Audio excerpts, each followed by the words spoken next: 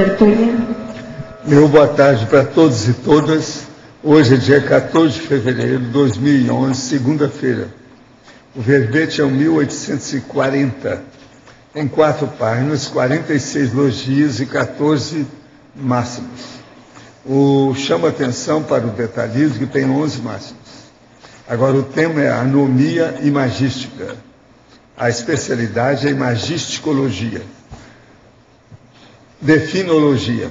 A anomia imagística é o estado de caos ou ruptura característico da pessoa dominada pela própria imaginação, não raro exacerbada, em geral até laboriosa nos próprios afazeres, contudo, sem alcançar maiores êxitos quanto às prioridades evolutivas. A indeterminação autopensênica. A autopensenização desenfreada. O holopensene pessoal anárquico. A condição intraconsciencial enganosa. A desorganização da imaginação. A anarquia imaginativa. A falta crítica da governabilidade da imaginação. A ausência de princípios fixos de racionalidade. O desregramento das condutas pessoais. A alucinação mansa, as fantasias sexuais, as associações ideativas incoerentes, o preenchimento fantasioso das lacunas mnemônicas, a autossucumbência aos caprichos imaginativos, a imaginação holoparapsíquica. Agora, na remissiologia, nós destacamos 5 itens: abstração, alienação, anomia, autocorrupção e imagística.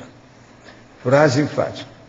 A condição da anomia imagística, a rigor, nada acrescenta evolutivamente melhor a consim, homem ou mulher, seja intra ou extrafisicamente, sendo assim evitável e descartável. Você vitimiza-se com a anomia imagística? Apresenta alguma razão lógica, evolutiva, prioritária para tal estado intraconsciencial?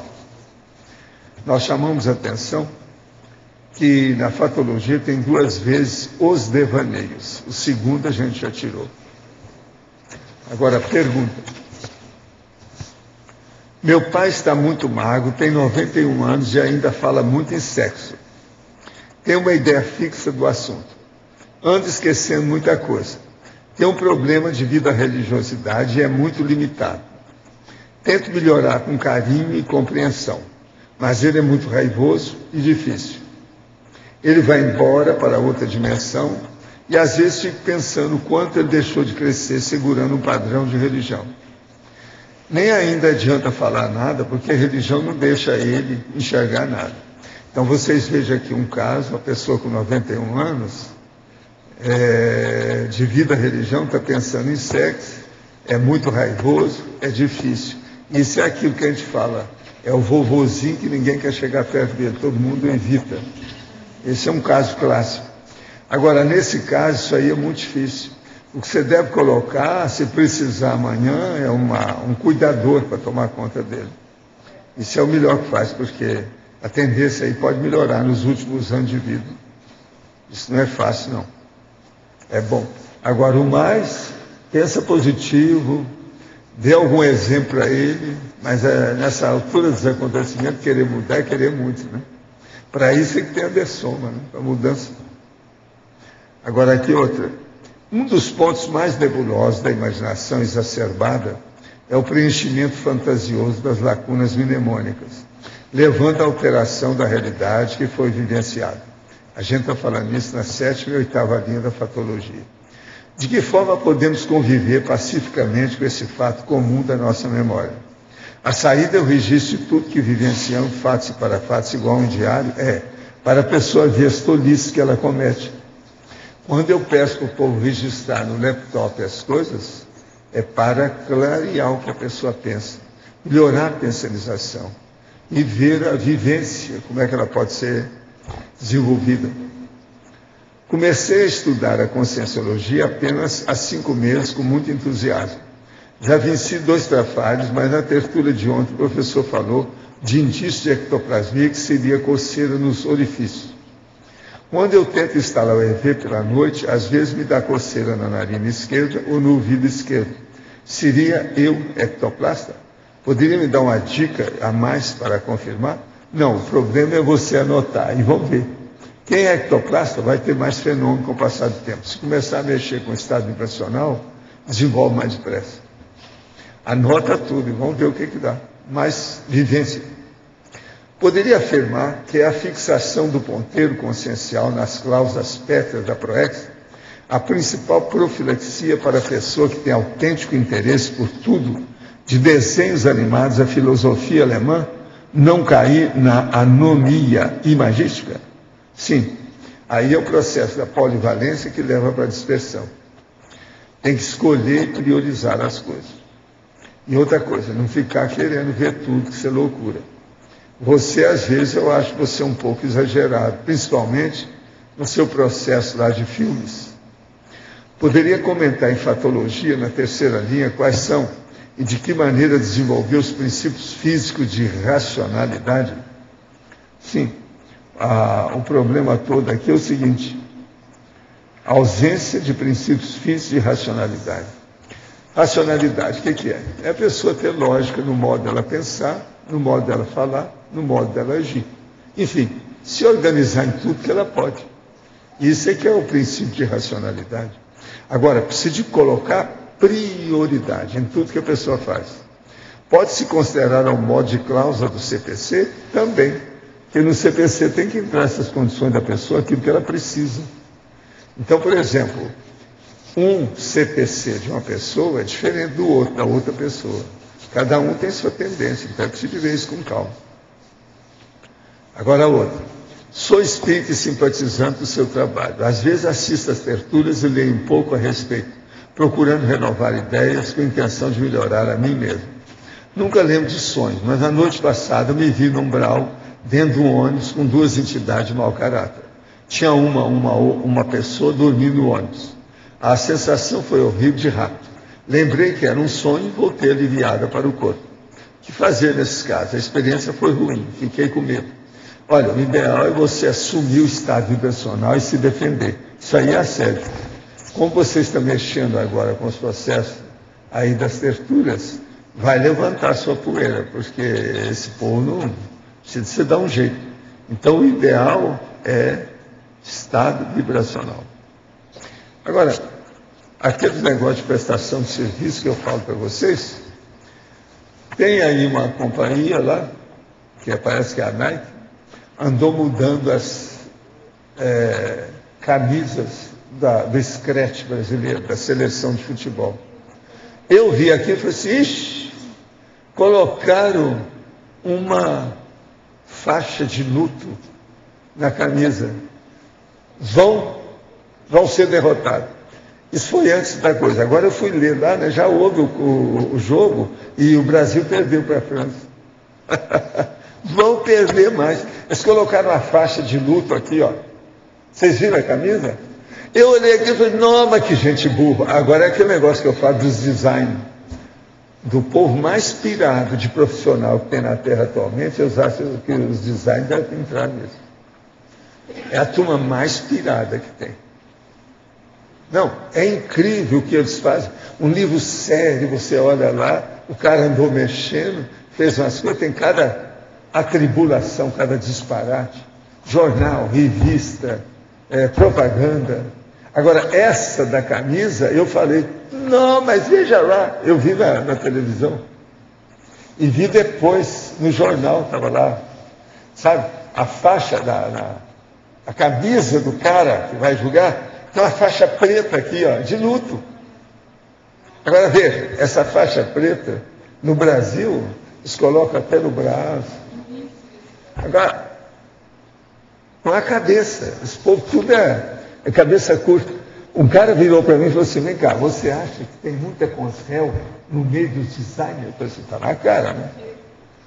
Que é muita coisa baratosférica, muita bobagem. Os negócios do zapping que eles fazem nas revistas. E as revistas de doido que tem, igual essa, Curiosa, aquela Vocês já viram as páginas que eles fazem?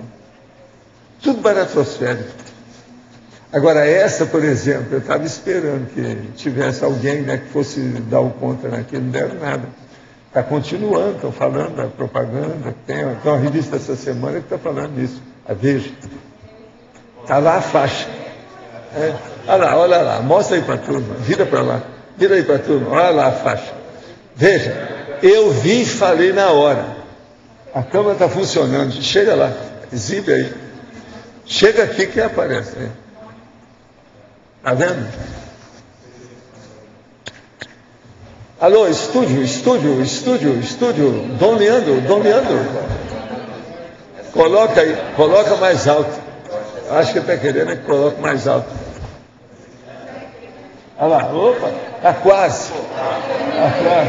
Olha lá a faixa preta, bem no coração da pessoa. Ele acabou de morrer. Agora, o Brasil perdeu de 1-0. Vai perder todas.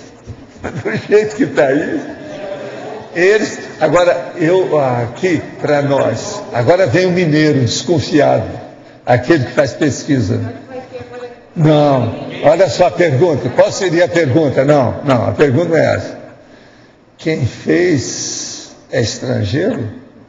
O designer é contra o Brasil? Sei lá, entende? É olheiro?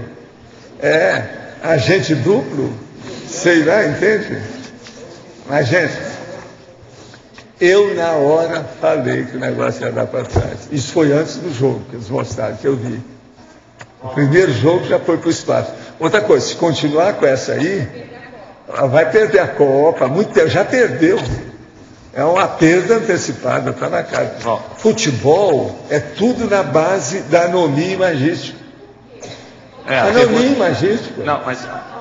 É o assunto de hoje. Por que a forma nesse caso, por que a forma nesse caso tem uma influência tão grande de ter essa faixa aí? A camisa, tem gente que beija a camisa. Não, tudo bem, mas... O que você quer? Custou a nota, camisa suada, fedorenta do cara.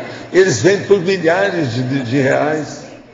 Mas o que... Isso é uma loucura a camisa. Todo mundo vê o cara pela camisa dele. Não, tem número. O valor da camisa sim, mas... Eu queria saber, do ponto de vista da forma... O símbolo, presta atenção, Cascavel, olha aí como é que a cidade sofre com esse nome. Eu vivo falando isso, desde que eu conheci Cascavel. Há 16 anos eu falei com os caras lá.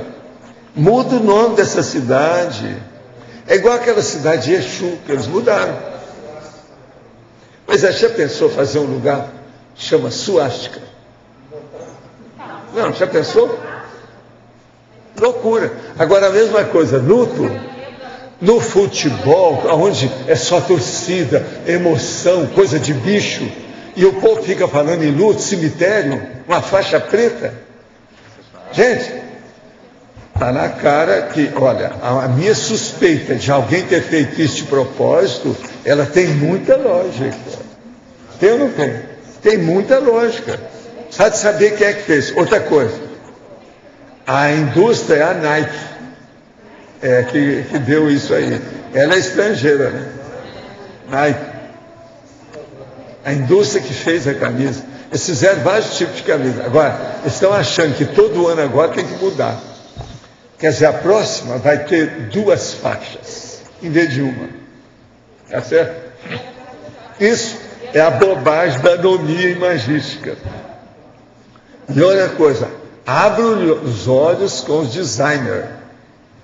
Agora aqui, o que mais além do EV pode ser feito para a eliminação da anomia imagística? É racionalizar, ponderar, colocar lógica na coisa, logicidade, e fazer a pessoa pensar, estudar, pesquisar. Isso melhora, porque leva para o mental soma, que é o autodiscernimento. Aí a pessoa vai melhorar. O verbete não seria nosográfico? Não, ele é neutro. Por quê? Existe muito processo da imaginação que a gente precisa, tem a parte positiva, nem tudo é pior. Vamos devagar. Tenho 25 anos e sofro da síndrome do ostracismo, da síndrome da dispersão consciencial e estou carente sexualmente. Escuta, 25 anos a pessoa falar que sofre da síndrome do ostracismo e não entendeu o que é isso. Ostracismo é depois que a pessoa viveu, que foi descartada, etc. Só se ele começou o namoro aos 11 anos, a dona dispensou, e ele então está chorando as mágoas até os 25. Seria isso? Isso aqui não conjumina, tem alguma coisa. Agora, já fiz várias tentativas para superar essas condições, mas quando estou avançando em uma, a outra me puxa para baixo. Ainda não estou obtendo resultados consistentes na reciclagem. Estou perdido, não sei nem por onde começar para mudar esse quadro. O que o senhor acha? Acho que você precisa de fazer a reflexão de 5 horas, que seria o ideal. E estudar por que você tem a síndrome do ostracismo, se você já entende bem o que a gente quer dizer com isso. Porque se você tem, deve ser de outra vida anterior. Se for de outra vida anterior, é preciso você abrir o olho. Então, esse carente sexualmente, se de ver como é que é isso, o que se passa. Agora, 25 anos, você está na fase que tem que fazer essas pesquisas mesmo. Eu daria uma recomendação para você estudar as coisas na Consim Cobaia, para o povo te dar uma analisada mais séria. O curso da Consim Cobaia ajuda demais a pessoa nisso. E logo em seguida, você entra na OIC, para ser evoluciente. Isso vai te ajudar, vai te dar um encaminhamento mais sério. Outra, no Livro dos Espíritos diz que durante a projeção a pessoa pode vivenciar fatos de sua vida futura. Isso foi mal explicado? Eu acho. A vida futura pode, pelo seguinte, vem um amparador e fala para a pessoa, olha, se você fizer essa programação desse jeito, na próxima você pode ter isso, isso, isso. Isso é a vida futura. Sobre esse aspecto, pode. Auto-revezamento. Até um certo ponto, pode ser. Na Crescendologia, na página 2, Crescendologia, você coloca aí, o crescendo patológico, displicência autopensênica, descontrole magístico, desequilíbrio mental. Essa displicência autopensênica, eu queria entender o que caracteriza a displicência autopensênica. É a pessoa que pensa de qualquer maneira. Mas isso não seria ainda... Aluado, lunático, selenita, está no mundo da lua. Já seria a anomia? Não. O quê? Já seria a isso anomia? Não é. O que é? Se isso aí não for, o que é? Não, eu queria saber, porque de repente é uma coisa anterior à anomia. Não, mas é a mesma coisa. Uma pode ser anterior, atual. Qual o problema? Tudo bem. Displicência autopensênica. O nome disso é devaneio, é viver no mundo da lua. Isso é uma displicência. Tem um monte de nome para isso. Ela pega todas essas... Agora, os nomes que eles têm no interior é boiota. E vai chegar no certo ponto que a pessoa vira mentecato. São os nomes que senão, né? Infelizmente tem essas coisas todas. Agora, na parafatologia... Mentecato é uma palavra tão linda, mas o efeito não é nada bom. Agora, na parafatologia, na página 1, você coloca assim, imaginação holoparapsíquica. O senhor podia falar? Aí é do transventor, da monja. Mas é imaginação. Não, talvez a Lindar já esteja nessa. Conforme o dia ou conforme a hora. Depende, varia. Depende da lua. Mas essa imaginação... Olha o riso dele. Essa imaginação dentro do Pensene é mais ligado no PEN, é isso? O processo é o parapsiquismo. Entende? Agora, a imaginação holoparapsíquica é a cosmovisão grande com argumentos ponderáveis, racionais. Mas é imaginação isso? Que o nome disso, como é que chama? Discernimento. Então você coloca discernimento na sua imaginação. Toda habilitação precisa ser necessária entende? Que você apele para a imaginação. Agora, ela tem que ser regrada pelo mental soma, pela racionalidade, pela lógica, pelo equilíbrio, pela racionalidade. Não é isso? Então, o nome disso é autodiscernimento. Todo dia eu tenho que falar de autodiscernimento aqui, vocês já notaram? Então, todo dia eu vou trazer umas placas, conforme lá, eu levanto. O autodiscernimento é a imaginação regrada. O autodiscernimento começa ao autodiscernimento de todos. Pela imaginação regrada, lógica, né? Quando você coloca lógica e racionalidade.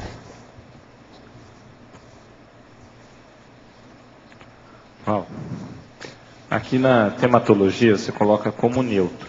Não seria melhor nosográfico? Tema central nosográfico? Isso que eles falaram aqui, eu acabei de dizer que não. Você não ouviu, né? Não vi. Estava aqui vendo outra coisa. Você está vendo outra coisa. Esse está aí. Totalmente anomia imagística. Essa foi. Entende? Vocês estão vendo na prática como é que isso funciona. Entendendo? É que ele estava discutindo aqui, eu não. São os ausentes.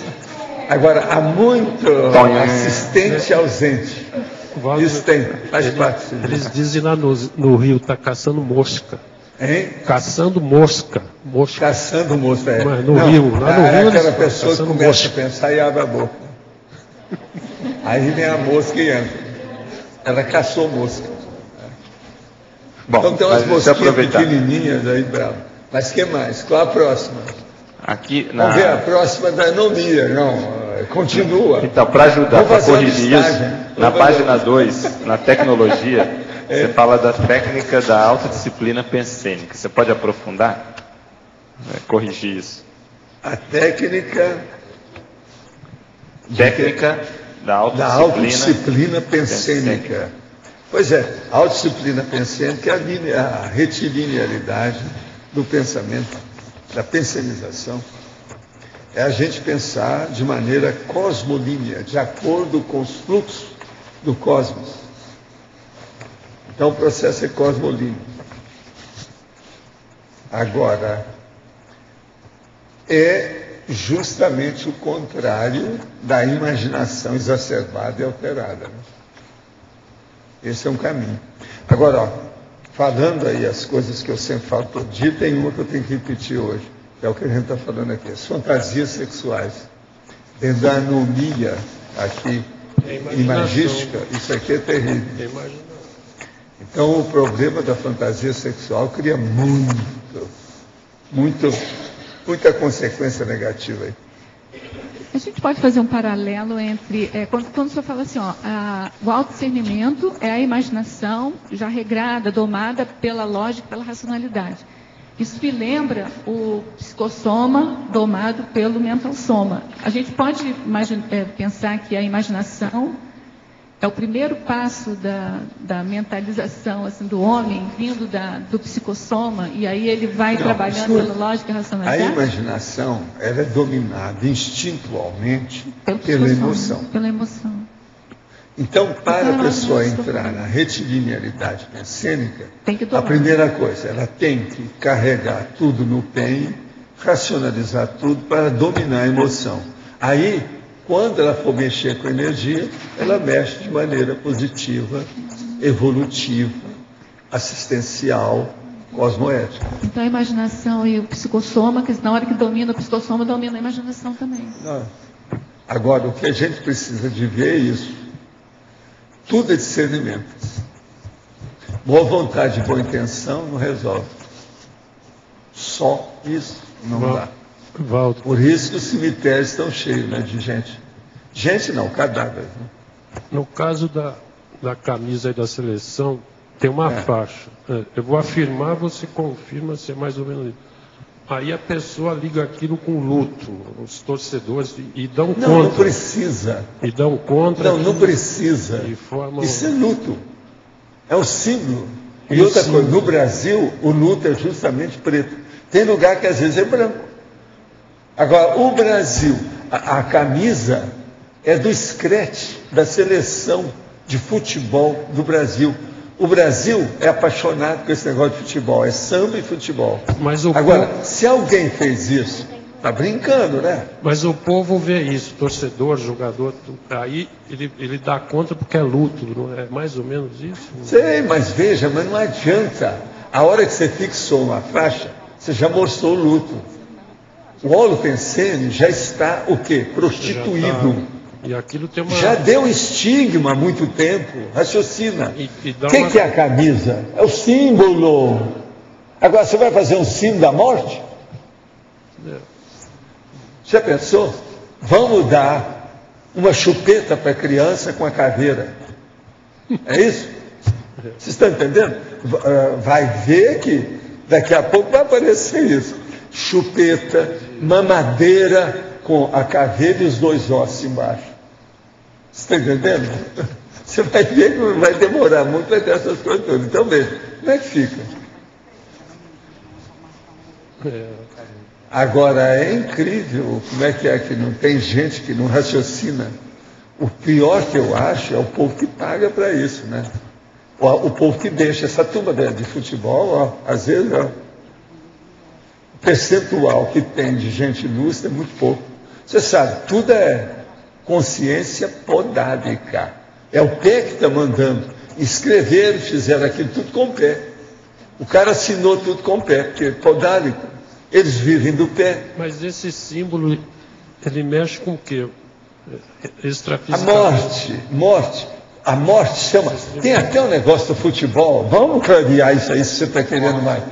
Morte súbita. A camisa é da morte súbita. Se de ver como é que o Brasil perdeu. Foi assim devagar, foi depressa, como é que foi? Se de ver. Às vezes foi até a morte súbita, por causa da camisa. Viva a camisa! Foi a França que ganhou, né? A França deve ter falado, essa camisa é linda, deve ter pedido até a camisa para um dos jogadores do Brasil para guardar. Olha aqui o que eles fizeram. É bem possível que algum francês tenha feito isso, que eles não são tão bobos. Em matéria de estigma, de símbolo, de arquétipo do diabo a 4. Agora aqui, estive observando por algumas semanas o comportamento de alguns familiares e observei uma rotina subhumana comparável de animais domésticos. Procurei algum verbete que fosse comparável com o tema rotina subhumana e não encontrei. Então gostaria de dar uma sugestão de verbete. Não tenho expertise suficiente para criar um verbete ainda, por isso a sugestão. Eu já falei em rotina subhumana, tem algum lugar por aí afora, se devia onde é que foi. Sobre rotina tem muitos verbetes que eu já falei nisso. Outro, de que maneira se faz o encapsulamento parasanitário? O encapsulamento parasanitário é uma das coisas mais difíceis que tem em matéria de parapsiquismo e domínio da energia. É a pessoa veterana que vai mexer com isso. Antes disso, tem que fazer e dominar uma série de condições. A primeira coisa é a pessoa fazer o encapsulamento consigo mesma. Ela, então, se tornar invisível dentro dos processos do assédio. Agora, outra, esterilização profilática de energia em ambientes, objetos e consciência no intra e no extrafísico. O que é que eu vou falar com essa pessoa? É a esterilização, acho que ela quer que fala sobre tudo isso. Leia os meus livros, é o melhor que faz. Esterilização de energia, de modo geral, tudo aqui. Ó. Exterioriza a energia e fim de papo. A energia é volicionina. Olha todos os capítulos que eu já falei sobre volicionina. Olha pelo finding, a busca no computador. Tem vários verbetes que eu falo de volicionina já, não é só um não. É bom ele ler todo. Quando me referi a símbolo do ostracismo, me referi a símbolo com origem paragenética. Ah, sei. Então, o seu caso é mais antigo. Urubucéliba, como é que você é? Outra coisa, olha você dentro da sua família nuclear. Quem é você lá dentro? Isso é bom. Fica de olho. Ontem o senhor falou que a maior intoxicação das energias que pode ocorrer na gravidez é pela eclâmpsia. Pode falar um pouco mais? Olha, a eclâmpsia, não tem nenhum médico aqui hoje especializado? Não. Mas a eclâmpsia é o seguinte, é quando há uma intoxicação geral no corpo da mulher devido ao processo do feto. Quase sempre isso se dá na hora que vai nascer.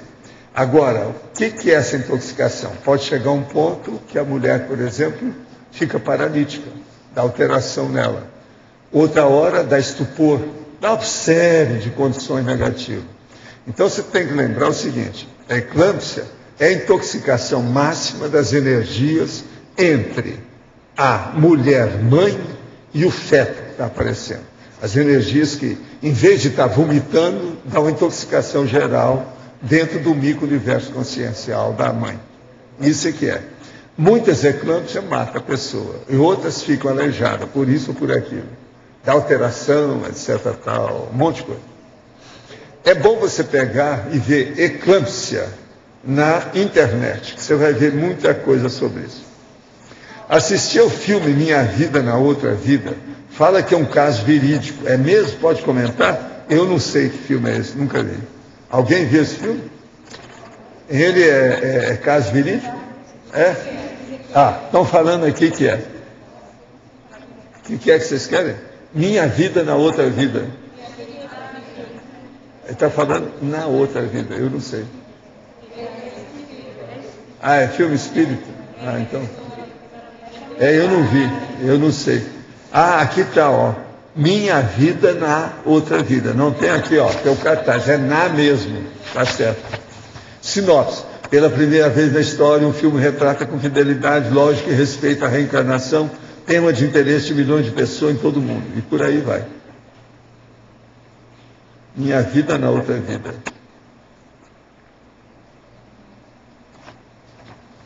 Aqui tem todos os dados aqui. São 93 minutos. Foi lançado no ano 2000. Eu não vi esse filme. Não posso falar nada. Eu tenho visto muita minha vida em outras. Mas não é filme. Eu tenho visto o real. Comigo, que diz respeito à minha pessoa. Pode falar. Mesmex. A Cris está avisando o verbete Mesmex. Hein? Que tem o verbete Mesmex. Tem. Valdo, aqui na trinomiologia... O Mesmex fala do processo da rotina também. Da rotina. Pois é. Então, ó, o verbete é Mesmex, é um deles, mas tem mais que eu já falei sobre isso. Mas pode falar. Na página 2, na trinomiologia, segunda linha, o trinômio negócio, indústria, comércio. A minha questão é, por que você colocou aqui, o que você queria chamar a atenção? Você não acabou de ver eu falar sobre os designers da propaganda? Outros exemplos nesse sentido. Né? Não, pensa por aí. Eu já dei o designer. Olha as outras bobagens que tem na indústria, no comércio. Como é que está aqui? Negócio, indústria e comércio. Com a imaginação. Por exemplo, esse caso lá do futebol. É a Nike. A primeira indústria é a Nike. A segunda indústria deve ser a CBD. Lá, aquele nosso amigo que está lá, que é o Mubarak do futebol. Mubarak do futebol. Mas ele está, não sei, há 30 anos dirigindo o futebol. Ricardo Teixeira. Ele é o Mubarak do futebol do Brasil. Não passa a bola. Todos são os Rottweilers.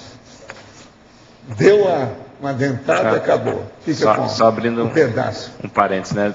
Saiu uma charge com o Mubarak ligando para o Sarney. Sarney, onde é que eu errei? Essa é boa, muito bem bolada. Tá certo. Sarney ganha de todos. Agora tem um que ganha deles todos, né? Fidel Castro. Fidel Castro está nos 50 anos já entrou nos 50 tem bodas de ouro de ditadura. Já pensou? Mas então, essa questão do trinômio negócio, indústria, comércio é isso, quer dizer, você ter criações de produtos que são totalmente patológicos. Não, você quer coisa pior do que os UVs das lâmpadas fluorescentes e o toner das impressoras. Ninguém fala nada.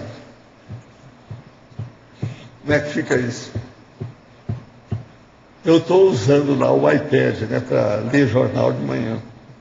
Mas já perguntei para várias pessoas, o meu dedo não vai dar nada com o tempo?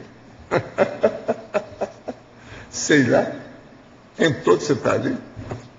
Te examinar. Eu não confio em nada da tecnologia moderna. Deve dar alguma coisa. Tudo vai dar mal depois. Nem ele sabe que mal que vai dar.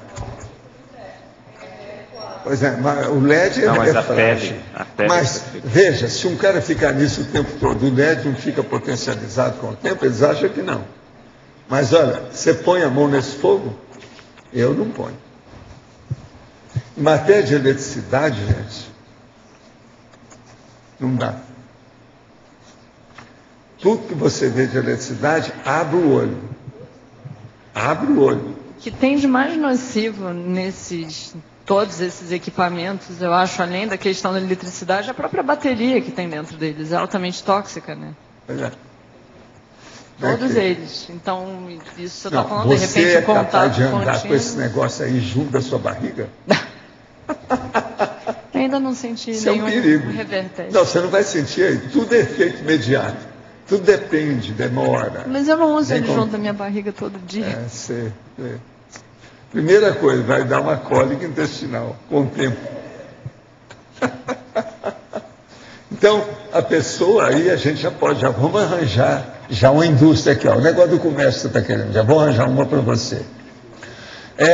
Você não vai ao troninho 3 dias, coloque o seu na barriga.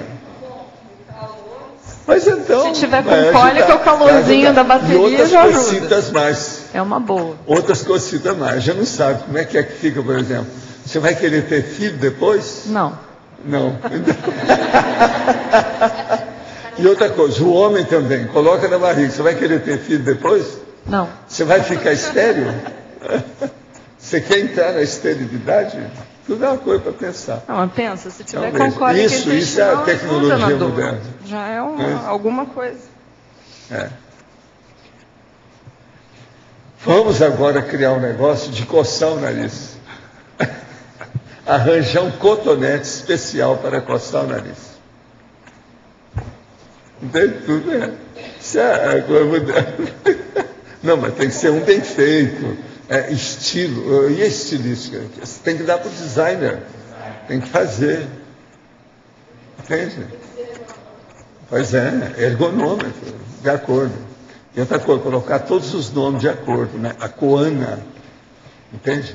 Não pode falar a asa do nariz, tem que falar outras coisas, mostrar tudo como é que é. A vida é difícil. Pode falar. Professor Valdo, quando uma pessoa vai num determinado local e ela Como é que sente... eu não estou ouvindo? Quando a pessoa ela vai num determinado local e ela tem repercussões positivas naquele local, né? Sensações energéticas, holossomáticas, como é que ela pode tirar mais proveito daquilo em relação à para-história pessoal Examinar dela? o que é do local que está influindo positivamente nela. Fazer pesquisa. Nada ocorre por acaso. Tudo tem uma causa e tudo tem um efeito. Você está vendo o efeito. Vê qual a causa. Pesquisa. Sempre tem. Agora, de onde menos você espera, aparece. Tem que olhar. Examinar. Perceber. Você tinha tocado no caso da propaganda, do marketing. Aí essa propaganda, acho que praticamente 100% é totalmente negativa. E Eu agora, já falei aqui daquele negócio que vibra, aquele vibrador que tem no Polishop. Eu falei assim, isso vai fazer mal. Agora já tem gente que já sabe que o negócio vai fazer mal. Eles estão fazendo propaganda na televisão, todo dia tem. Aquilo deve desarticular as articulações, as juntas da pessoa. Eu vi logo, isso aí é terrível. Vibra. A barriga da pessoa, a banha toda fica a melhorar. É um perigo. Conserta de um lado, piora do outro. Loucura. Mas essa Então veja, são essas coisas aí. Acho que não Essa tem... eu vi agora recentemente. Faz um mês eu falei disso aqui.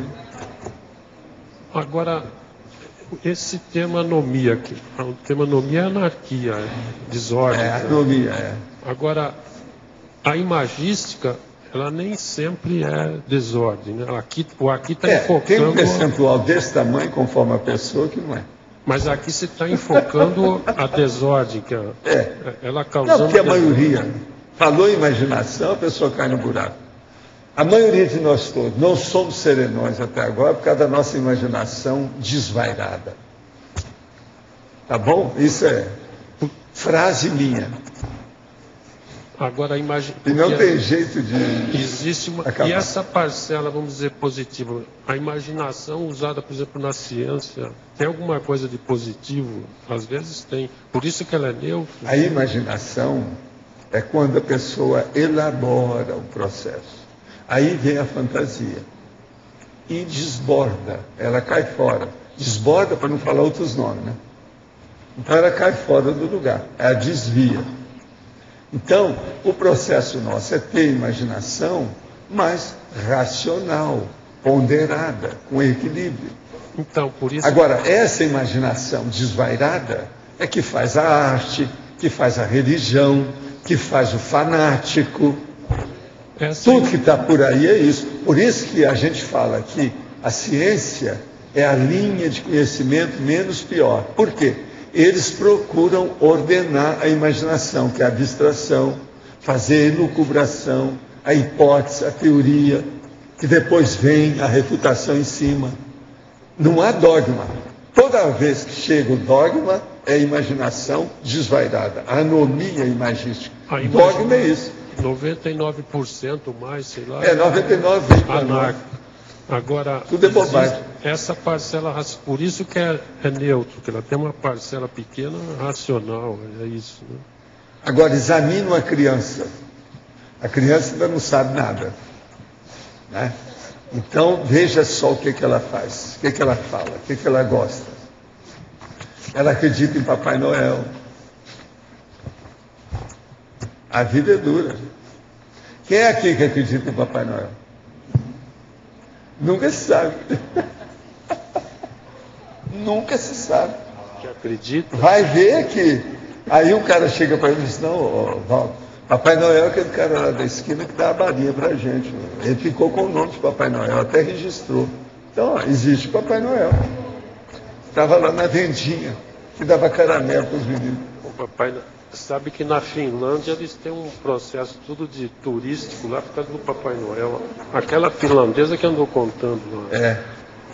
Porque o Papai Noel está como origem da Finlândia. E o pior da história é que os bichos do Papai Noel também, que estão carregando ele, tá? O negócio é errado. Uma vez me perguntaram assim, eles falam muito que você é o Papai Noel. O que você acha do Papai Noel? Eu falo, o Papai Noel é de vomitar. Eu falei assim, mas por quê? Por causa das renas. Não tem jeito de defender o Papai Noel por causa das renas. Ô, Valdo. Já pensou em meter o chicote nas renas? Agora, rena, tudo é parente da vaca, do boi, da égua, do cavalo, da mula. Entende? Agora, Papai Noel é a mula. Está dirigindo outro. O que vocês acham? Onde é que tem lógica disso? E outra coisa, as renas geralmente são 8, 10, 12, né? 11, um montão. Agora, eu estou brincando aqui. Vocês são especialistas em rena, né? É um processo renal. Eu estou brincando aqui com o pessoal que em novembro desse ano a coisa vai ficar feia para o Arthur. Porque vão lançar um filme que chama Arthur, o filho do Papai Noel. Ah, é? O trailer estava passando. Está falando aí? Arthur Cristo. Arthur, filho do Papai Noel. O trailer estava passando. Agora, você sabe por que eles estão lançando? Porque Arthur é o nome de rei, né? É o nome da Tábua Redonda, o rei Arthur. É o King Arthur. Outra coisa, o nome é Arthur. Entende? Então...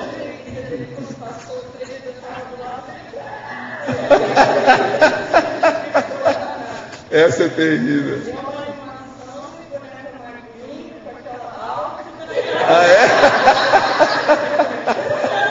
Eu tô adorando. Então, olha, o negócio é quando eu passar, eu e ele devemos ir lá. Eu vou como Papai Noel, ele vai como o filho, o Arthur. Vamos lá ver. Vocês sabem que eu já promovi o negócio do Papai Noel, né? Lá na Macy's, em New York. Me deixaram lá e foram fazer umas compras. Aí eu fui lá ver, aquele ano, lá no Natal, tinha lançado um Papai Noel que fazia assim, ó, acompanhando Jingle Bells. Então o que eu fiz? Eu cheguei lá, do jeito que eu estava, o negócio todo, cheguei, comecei a olhar, quando eu vi, tinha 50 pessoas me olhando. Aí eu falei assim, o que vocês querem? Quer que eu faça uma performance? É isso? Então eu comecei. Aí foi aquela gargalhada geral. Aí a turma que está comigo, quando chegou, olhou aquele monte de gente e eu no meio. com o Papai Noel lá, o boneco, junto, e eu junto com ele. Está mês, para a gargalhada geral. O povo quis saber quem eu era, se eu era artista da Broadway. A mulher, o senhor é artista da Broadway? Como é que é? Só assim, de vez em quando eu apareço e tal. Terrível, é o jeito. Agora, isso é na Macy's, lá naquele terceiro, quinto andar, lá, quando tem pouco antes do Natal, em novembro, outubro, que começa a ter. Então tinha aquele monte de Papai Noel desse jeito. Hein? Não, não é isso, não é isso. Chegou depois um rapaz todo de cabelinho arrumado, tudo arrumadinho, e todo, sabe, numa fartela enorme, virou para mim e disse assim: vem cá, você não quer trabalhar aqui não? Veio me perguntar a hora que eu estava saindo de lá, para tudo. Ainda me pegou pelo braço, porque eu estava saindo toda hora, me puxou. O senhor não quer trabalhar aqui? E devia ser um dos gerentes, cara. Eu agradeci muito, etc. Agora, esse andar estava com todo o material do Christmas Time. E esse boneco foi o que vendeu mais naquele Natal. Isso faz muitos anos. Eu não sei se vocês chegaram a ver um Papai Noel que mexia. Pois é, mas o Papai Noel lá era grandão, desse tamanho, a máquina. O boneco.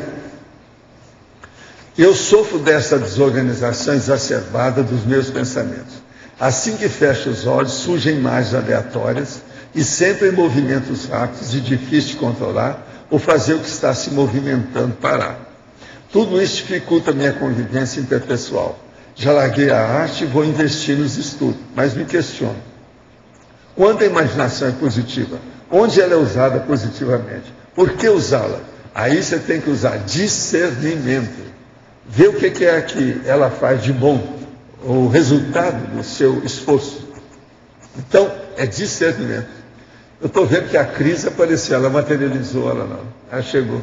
Diretamente de Buenos Aires? Então tá. Só por questão de clarear o assunto, na verdade, a cor da faixa é verde. E no uniforme azul, a cor da faixa é amarela. Ela significa que o jogador da seleção tem o corpo fechado. Acho um símbolo bobo e barato, mas acho que é preciso que a informação seja clareada. E a vovozinha vai bem? Por todo lado que eu vi, a faixa era preta.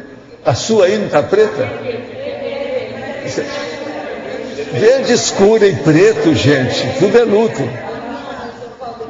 Não dá para defender. Olha aqui, ó, você aí, não dá para defender não, tá? Já que você achou que é bobo e barato, coloca mais besteira, porque deve ser mais barato. Quem fez isso estava sob o efeito do barato. Mas deixa eu te dizer, a faixa é verde, mas eu estava lendo aqui, ela foi baseada, a ideia, como você falou, a questão do design, foi pensada em guerreiros. Era para fechar o corpo. Então... Fecha o corpo, principalmente o cadáver e o caixão. É só colocar a faixa especial para isso.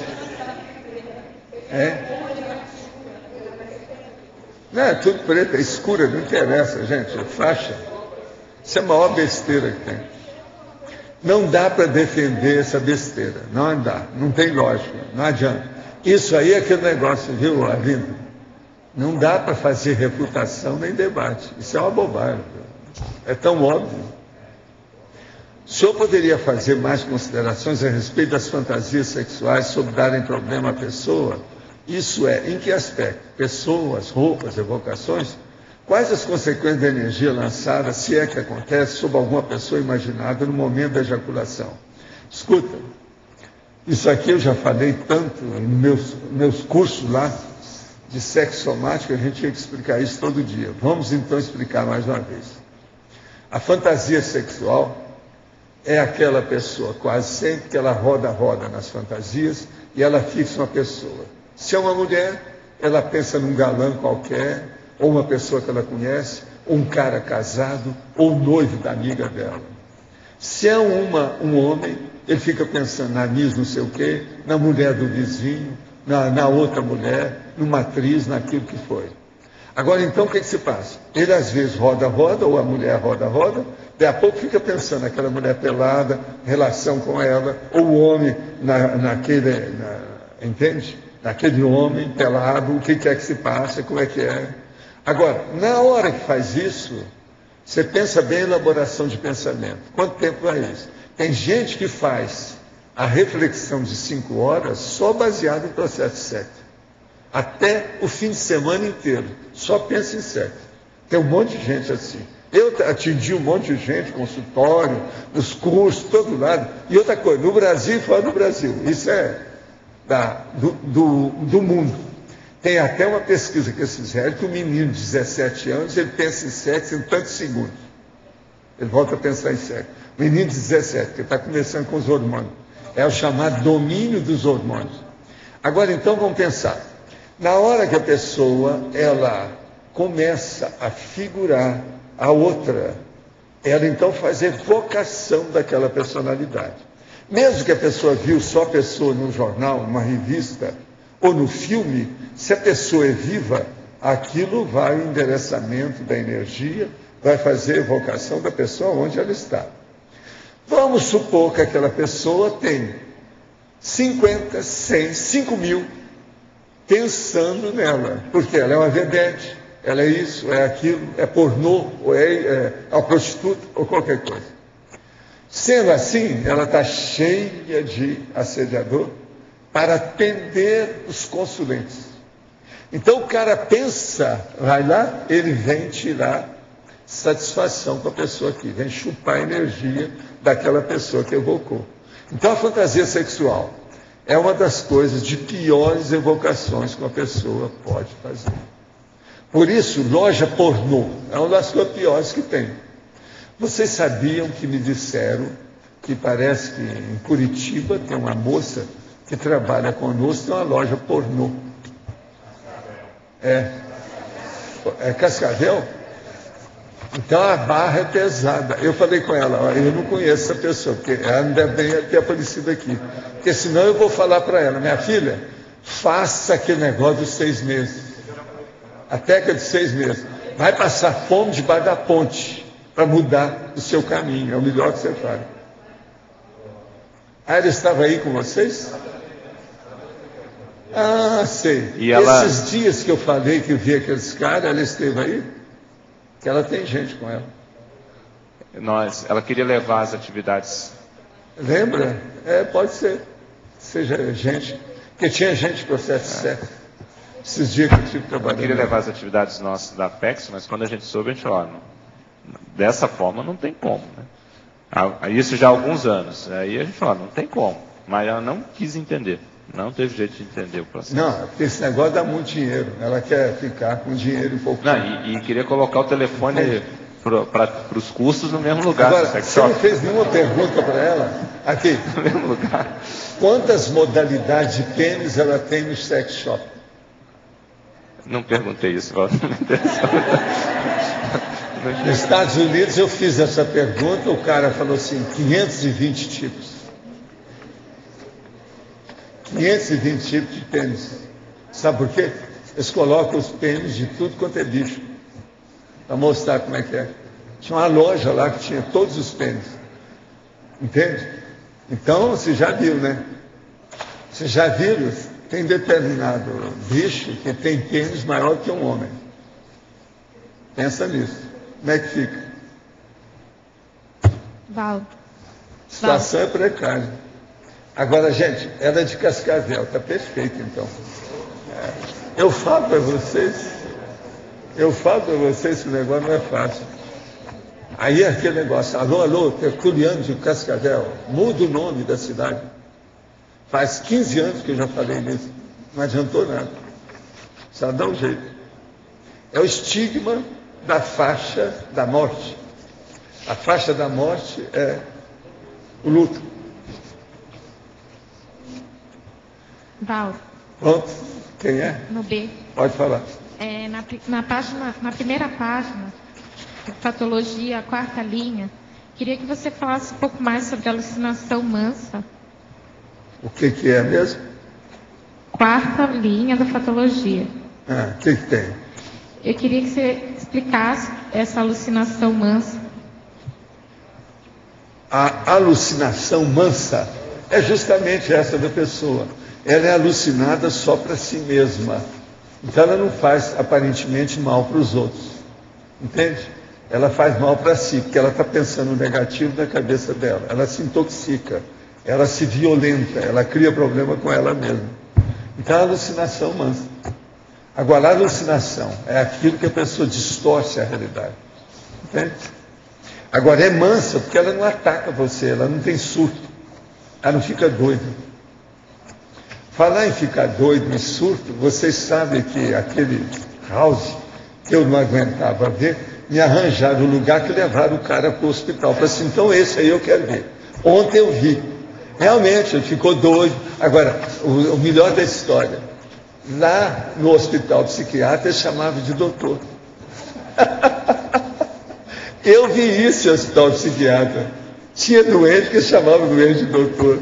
Agora é bem a cara dele mesmo. Mas agora, isso precisava. Possivelmente foram os médicos que devem ter feito isso.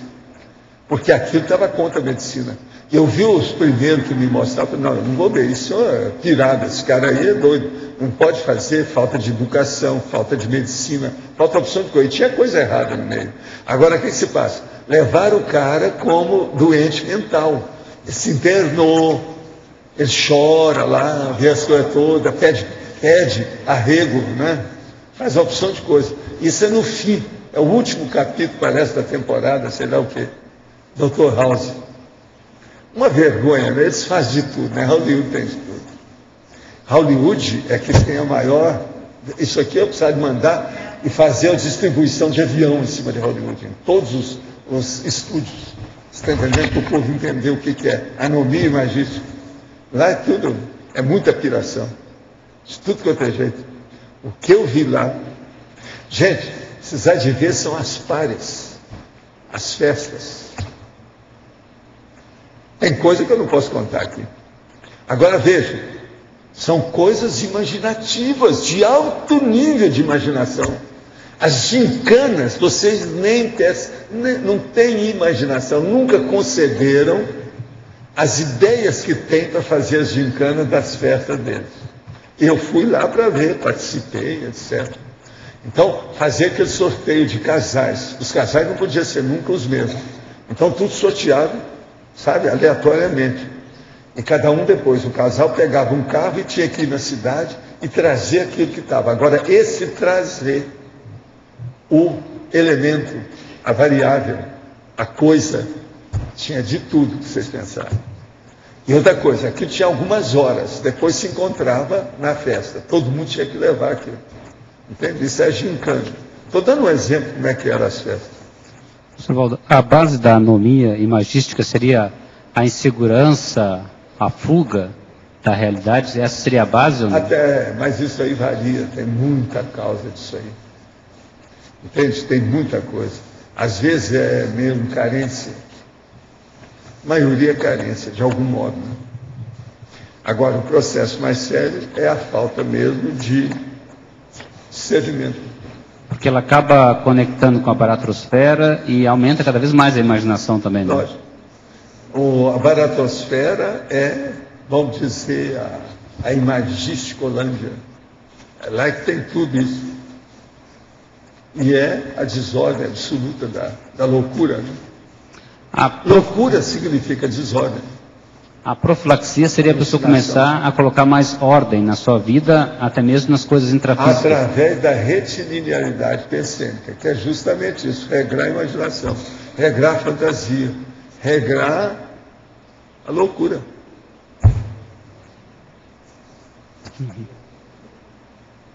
Se parar com isso.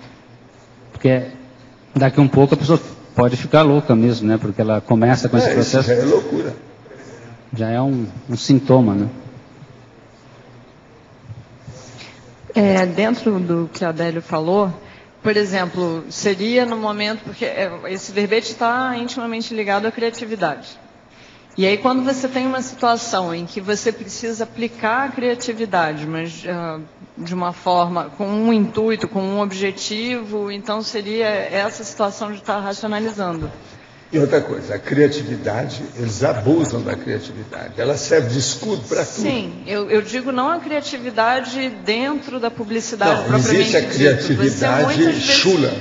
Sim. Que é justamente muitas vezes para resolver algum problema, para solucionar uma situação, você precisa ter criatividade e é melhor Por sair. exemplo, aonde você vê que tem gente de muita imaginação grande e que tem imaginação chula, é dentro do humorismo. O humorismo sempre tem excesso. Observa como é que tem excesso. É muita bobagem que fazem em termos de humorismo. Por quê? Imaginação exacerbada. Sim. A pessoa abusa, porque ela tem liberdade de fazer o que bem entender ali. Tem humorista que ganha dos designers. Sim, sem nenhum objetivo, nenhum intuito assistencial, nada, simplesmente... Agora, você pensa bem o tanto de humorista que você já deve ter lido alguma coisa deles, ou aquilo que eles fizeram, que leva tudo para a sarjeta da escatologia. Tudo para sexomática, tudo para loucura, pornografia. Na década de 70 tinha uma coleção fantástica para isso, que era as anedotas do Pasquim. Tinha 1, 2, 3. Meu pai tinha a coleção inteira. Não, nós temos uma coleção inteira lá embaixo. Das anedotas do Pasquim. Nós temos o Pasquim inteiro, tem tudo aí. Eu sou da época do Pasquim, conhecia aquilo tudo. Pois é. Gente, eu atingia Dercy Gonçalves. Preciso falar alguma coisa? Não sei não. Fala. Quando o Adélio falou da baratrosfera, dessa questão assim, de quem tem anomia imagística, que está assediada, assim, eu fiquei pensando do outro lado. Eu queria saber se eu estou pensando corretamente. No processo de hominização da consciência, a primeira atividade mental não é da anomia imagística? Porque a criancice. A criança, o que ela faz? É a imaginação. Ela então não sabe nada. Tem uma anomia. Ela imagina. A pior coisa que tem para uma criança é que ela não pode deixar de pensar. Então tem uma anomia imagística aí que ela, vamos chamar assim, inocente, da própria evolução da pessoa. Não, a imaginação faz parte da personalidade, é um atributo mental da pessoa. Entende? Agora...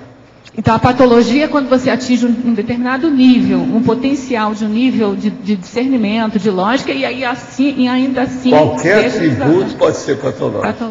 Agora, dentre os atributos mentais das pessoas de modo geral, um dos mais patológicos, que funcionam mais, de alto nível de eficácia parapatológica, é a imaginação. Entendi.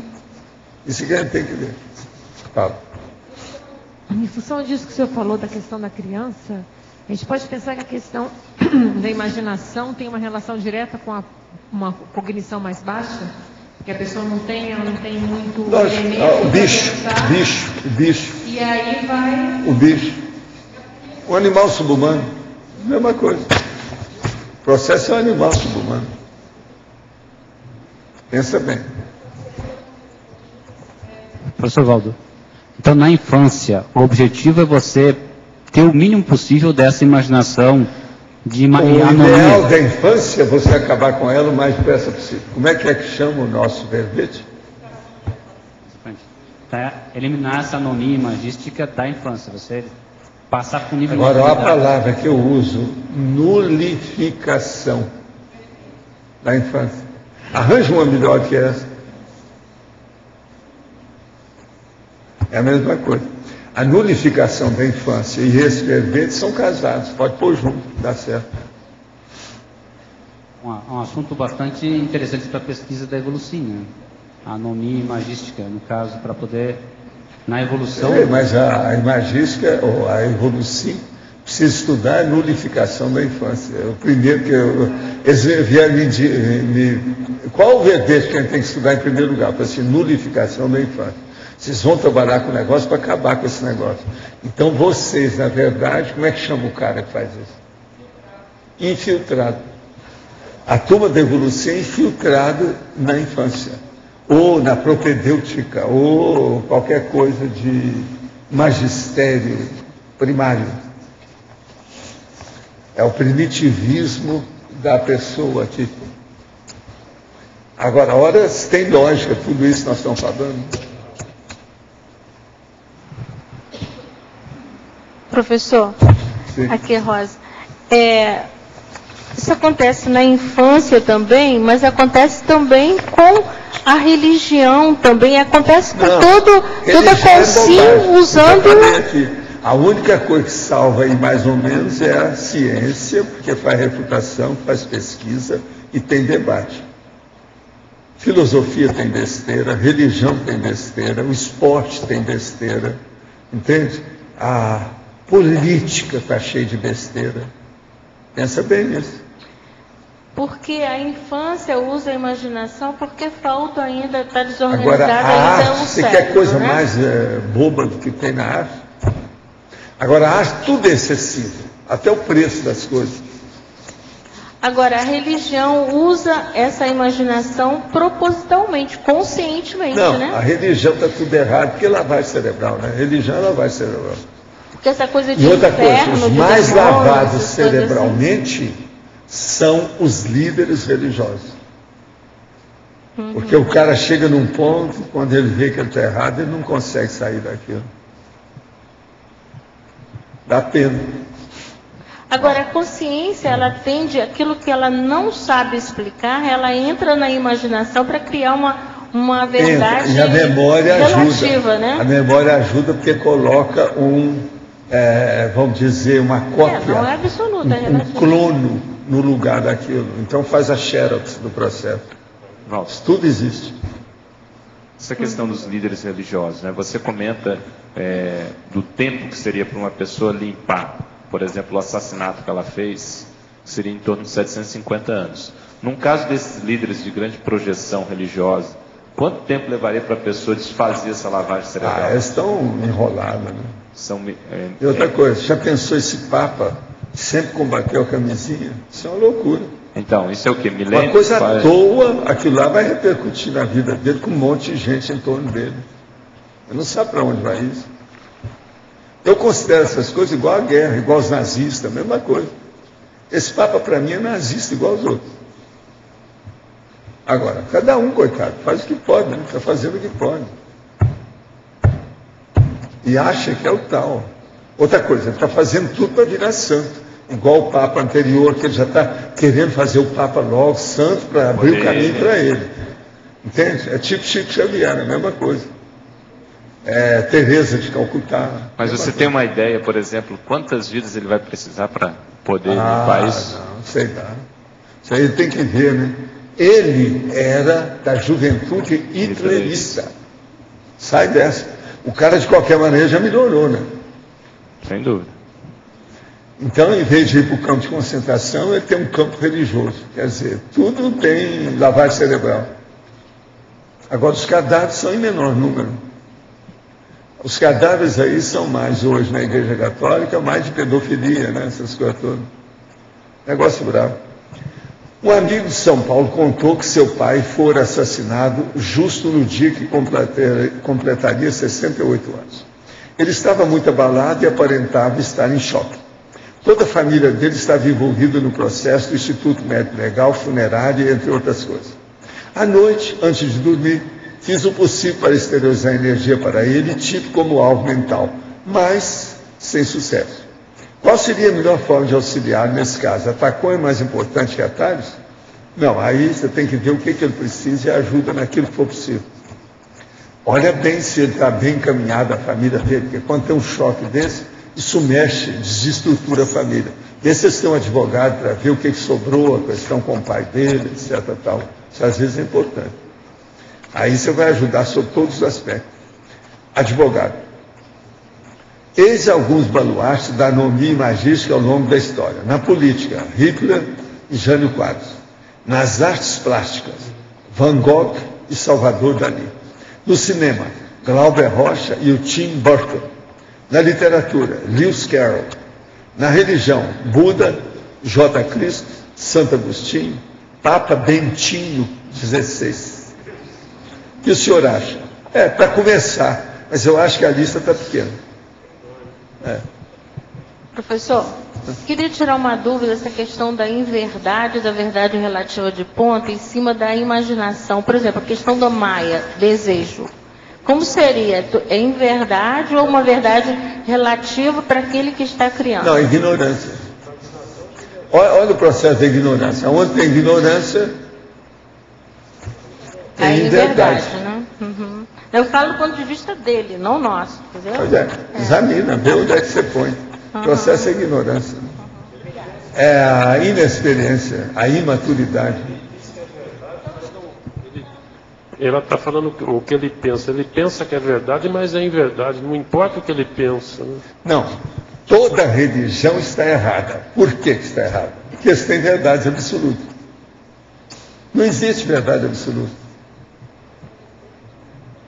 Então, essa verdade absoluta... Não existe verdade absoluta. Inverdade. E eles acham que eles são donos da verdade absoluta. Agora, se você coloca várias religiões juntas, pronto. Aí é o entrechoque das verdades deles, quer dizer, das mentiras. Então a briga é uma mentiraria, uma briga de mentiras, todo lado. Ecumenismo é uma salada mista de besteirada. Mas, de qualquer maneira, já é alguma coisa. Estão fazendo uma força danada para entrar na fraternidade. Ecumenismo. Parece coisa de comer, né? Trouxe fazer um jantar, um banquete e tal. No entanto, é a união do negócio. Agora, o melhor da história, todos os lugares ecumênicos que eu vi é o seguinte: de manhã era católico, à tarde era protestante, à noite era judeu. Não tinha nada junto. Vários lugares que eu vi eram assim. Não é engraçado isso? Ecumênico. Agora, se tem que defender o dinheiro perante o Estado, na mesma hora se juntam. Aí as três religiões se juntam para defender. Não pode pagar imposto. Pode falar. Professor, aqui na página 2, na binomiologia, o binômio imaginação-dedução. Eu estava pensando aqui a respeito das minhas parapercepções, né? E eu tento fugir sempre da questão imaginativa. Ao mesmo tempo, né, eu vejo que tem pessoas, às vezes, que têm a percepção, que têm a experiência, e negam a experiência dizendo que isso é processo da imaginação. Como é que é isso? A pessoa tendo o processo, vendo, e aí nega, dizendo que é processo de imaginação, não aceita a sua percepção. Mas eu não estou entendendo a sua pergunta. Como é que você analisa a pessoa? Onde é que ela erra? O que é? Assim, ó, eu tenho assim, eu busco nas minhas percepções excluir tudo aquilo que eu acho que é imaginação. Procuro fazer um pente fino ali, né? Todo mundo trabalha com imaginação todo dia. E daí? Certo, mas assim, ó, o quanto isso o quanto, digamos, o ceticismo leva a pessoa a incluir digamos, na qualidade ou nessa categoria de imaginação as suas parapercepções coerentes. Sei, mas aí já não é bem a imaginação que faz isso, não. Isso é a dedução de racionalidade da pessoa. Isso já é discernimento próprio, autodiscernimento. A imaginação é boba. A imaginação é uma variável que entra nisso. Agora, a distinção do que é real, daquilo que é fajuto, o que é bom, daquilo que não presta, isso quem faz é o discernimento. Então, o problema das pessoas que não entendem discernimento é sempre problemático, sempre vai ficar obscuro, sempre vai ter erro, vai ter coisas inconvenientes. Isso é inevitável. Agora, o discernimento, ele cresce com o tempo. As pessoas têm percentuais diferentes de discernimento. E outra coisa, cada pessoa tem percentual diferente de discernimento conforme o assunto. Uma pessoa às vezes é bom numa determinada área, mas não presta na outra, não tem experiência. Todo mundo nós somos assim. Eu tenho muita área que eu não dou palpite. Eu mesmo falo, estou preparado para isso, eu não tenho competência para falar isso. Hoje mesmo, para perguntar sobre um filme. Eu não falo nada sobre o filme, eu não vi, não sei. E outra coisa, se eu não vi, é porque até o momento não chegou às minhas mãos, eu não tive experiência daquilo, não fui informado, ou que eu descartei, porque não me interessa. Então, o processo da imaginação. Você tem que pensar. Imaginação é uma coisa, discernimento é outra. Professor, qual a melhor forma de fugir da imaginação? Fazer o discernimento e tocar na cara da pessoa tudo de maneira racional. ponderar com ela todas as hipóteses lógicas. Ela aceita ou não, o problema é dela. E não tentar convencer ninguém disso. Banana para todo mundo. Quem quiser que vai fazer pesquisa. Você apresentou, fez sua comunicação. Você fez assistência que você pode fazer. Tem gente que quer fazer assistência dando uma martelada na cabeça dos outros. Isso não é assistência, isso é assédio. Então o problema, a gente não pode impor ideias nem nada, não. Agora, a gente defende pontos de vista. É o que eu faço aqui. Por isso que eu falo, a vovozinha, né? O burral do burril de burroide. Eu estou defendendo ponto de vista. Estou vendo aí. Quem quiser ser, quem não quiser, me esqueça. Vamos em frente. Eu não quero convencer ninguém. Meu processo de comunicação para quem queira. Quem queira pesquisar. E outra coisa, quem me escutar aí, seja aqui pessoalmente ou lá, no Teletertuliano, uma vez, e admitir tudo que eu estou falando, sendo que me viu a primeira vez, está errado. Eu preciso fazer pesquisa e ver o que eu estou falando. Se é a primeira vez que ele está ouvindo aqui, só porque me ouviu falar, microfone aceita tudo. Papel aceita tudo. A pessoa tem que vivenciar aquilo. É experiência pessoal, princípio da descrença. Agora, quem é que fala em princípio da descrença? Nós. Quem mais? Eu não sei. Vocês conhecem alguém que está falando em princípio da descrença por aí afora? É a coisa mais difícil. Confúcio demonstrou ter muitas ideias avançadas para a sua época e até hoje muitas culturas não percebem alguns desses avanços. As ideias que ele trouxe teriam sido mais próprias dele, ou seja, sem consciência de que era amparado ou intuído, ou ele teria recebido mais inspiração direta de amparadores.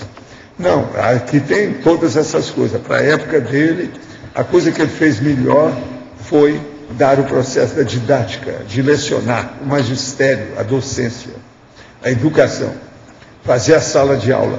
Ele defendeu muito isso. No primeiro caso, em que a pessoa não tem percepções para a psique avançada, mas tem ideia cosmoética na prática diária, ideal cosmoético na prática diária, a tarefa energética pessoal poderia ser desenvolvida promovendo auxílio junto com amparadores, por exemplo, durante projeções, mesmo sem consciência plena de estar desenvolvendo tal tarefa com extrafísico. Tudo isso pode ser, mas isso não adianta.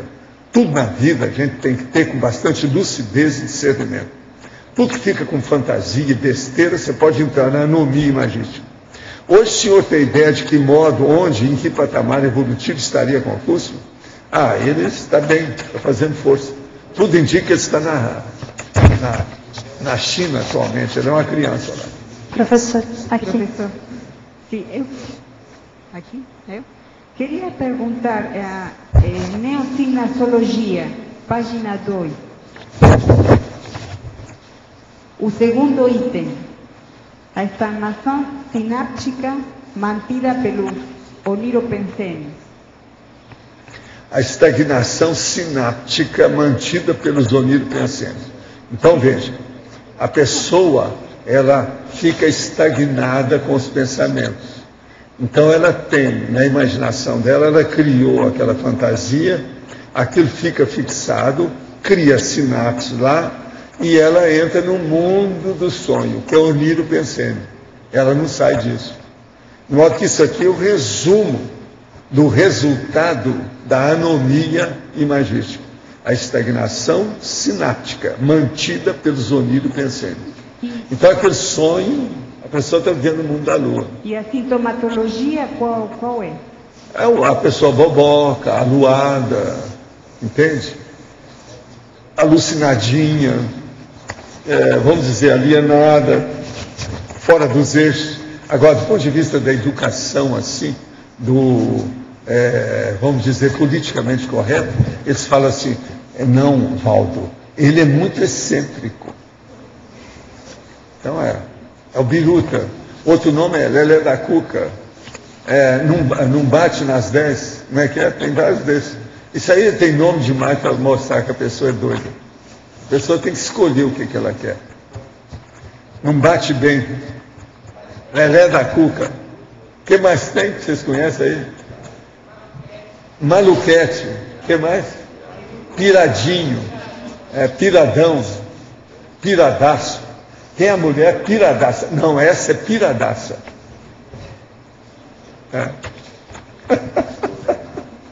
Professor.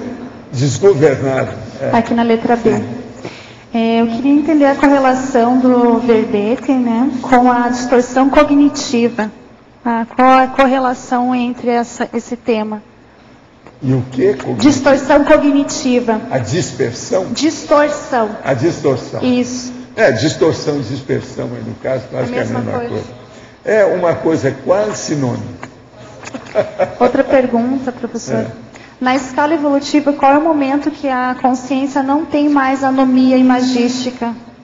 A hora que ela tem linearidade autopensênica. E qual seria o nível na escala? Seria... tem que começar a ter, eu acho, a dispersidade. A partir da dispersidade... Não, dispersidade eu acho que já posso falar para você. Se é uma dispersidade atuante, que a pessoa faz interassistencialidade, eu assino embaixo, esse aí deve ter. Seja homem ou mulher, vai sair bem. Não tem jeito. Sem dispersidade, como é que fica? Problemático. E a anomia ocorre por falta de discernimento. Falta reflexão de 5 horas sobre objeto bom. Um assunto bacana. Pode falar. Novamente, professor. Seria assim, o caso do Swedenborg, a síndrome de Swedenborg, seria um caso de anomia imagística? Até um certo ponto foi, mas o problema lá não foi bem, não. Lá foi mesmo um processo das circunstâncias. O pai dele era bispo, o ambiente era difícil, e ele estava saturado de tanto esforço que ele fez com o processo da ciência. Aquilo então foi uma espécie assim de alívio para ele, uma fuga. Ele fugiu da realidade. Entende? E não levou o problema da racionalidade, da lógica que ele usava para tudo. A hora que caiu de 4 lá, ele admitiu a religião do jeito que era. O pai dele era bispo, isso aí era problemático. Professor, aqui na hominologia, o último item é Homo sapiens pangráficos. Qual a relação? Qual que é? O último item da hominologia. A hominologia, sim. O Homo sapiens pangráfico. O que você quer? Qual que é a relação entre a pangrafia e a imaginação? Porque a pangrafia é uma das coisas mais bravas que tem. Se a pessoa não tiver lógica e racionalidade, está no buraco. Se um fenômeno da alucinação e a pessoa fica doida, um parafenômeno, pensa bem agora 5 ao mesmo tempo. Agora uma outra coisa aqui. Na sindromologia, primeira é a síndrome da mediocrização, né? Síndrome da mediocrização seria, no caso, a relação com a imaginação. Robex é a pessoa que é um robô existencial. Não, é aquela pessoa que é elemento da massa humana impensante, aquela pessoa que não pensa por ela. Sim, mas a imaginação entra aí na falta de autoconhecimento, de autopercepção real, é isso? Não, a imaginação, por exemplo, dos bobocas de tudo quanto é tipo. Por exemplo, o telespectador boboca. Tem vários nomes para isso. O nome que eles usam mais é de idiota. Então ele vê lá aquele negócio balançando, vai acabar com a minha barriga, vai lá e compra logo a máquina. Aquilo torra os joelhos dele. Isso é o boboca. Isso é imaginação. Não parou para pensar. Não pesquisou. Eu queria, por favor, que você explicasse melhor a paradoxologia, o paradigma, o paradoxo da liberdade pensênica, anárquica, aprisionar a consciência à própria desorganização íntima. Não, o problema todo é o seguinte, a anarquia que a pessoa sente dentro dela é uma grade, né? Não deixa ela sair, ela fica presa naquilo. Então é ela mesma, e chama autoassédio, né? Em bom português, autoassédio.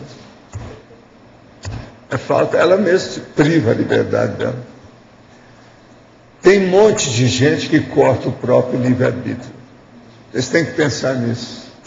Uma pessoa, por exemplo, que ela tem medo, ela diminui o livre-arbítrio. Uma pessoa que está carente, que está muito assim, auto-vitimização, ela corta também o livre-arbítrio. Tudo isso diminui a liberdade de manifestação da pessoa. Faz parte do processo, né, da evolução da pessoa. Ok, obrigada. Quanto ao laboratório da mobilidade física Vigil, o efeito terapêutico é a pessoa não poder fugir quando ela fica atenta para a realidade. Esse é o efeito terapêutico? Não, é ela não poder fugir do próprio corpo. Ela admitir o que é que o corpo faz com ela. Ela, quando fica percebendo o próprio corpo durante aquelas 3 horas ali, ela consegue... Ela vai ver que o corpo está dominando demais a ela, que ela tem que dominar o corpo. Se ela estiver assim. Gente, pensa bem, qualquer um aí que faz assim, está tremendo. Pensa bem, por que você não para a sua mão? A mão não é sua? Não é a cabeça que manda na mão? Por que ela está tremendo? Fala com ela, para! Por que ela não para? Ela vai falar, não, isso é porque o Adélio está influindo em mim. Está influindo. Veja, só tem um cérebro, não tem dois. É ela mesma. Então, por que treme? Agora, o negócio da mão é muito importante, porque tudo a gente põe a mão na história, né? 5 dedos já foi feito para isso, inclusive para fazer assim. Então é um perigo isso aí. Né? Então o efeito terapêutico maior é o domínio do soma, no caso que... Primeiro é feito o domínio do soma, mas depois vem a coisa mais séria, as consequências disso. A consequência do corpo humano dominar a sua cabeça, dominar a sua consciência. Então tem aquela pessoa que você vai ver e fala assim, não, eu sou o corpo. Ele acha que ele é o corpo. Morrendo acaba tudo. Poderia dizer que em quadro depressivo, a questão da anomia imagística, ela poderia ser comum no caso de depressão? Olha, a anomia imagística tem tudo quanto é loucura de gente, tudo que você pensar.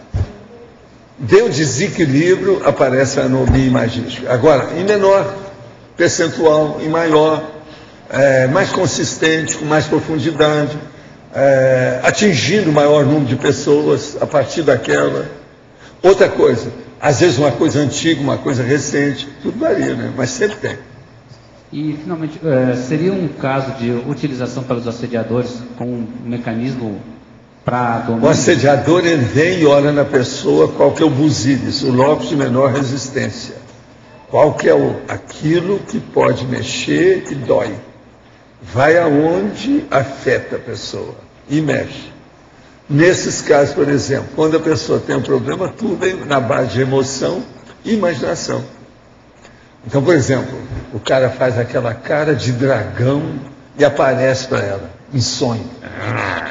Pronto, ele já começa a dominar, a pessoa já fica com medo.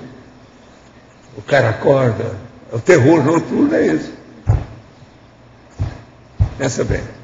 Outra coisa, terror noturno, vocês não ficam pensando que é só criança que tem, não. Tem adulto que tem terror noturno. Esses dias mesmo eu tinha uma pessoa que eu conversei aqui que escreveu direitinho esse terror noturno que ele está sentindo. Um dia desse, um outro escreveu aqui também, que era tertuliano, falando a mesma coisa, terror noturno.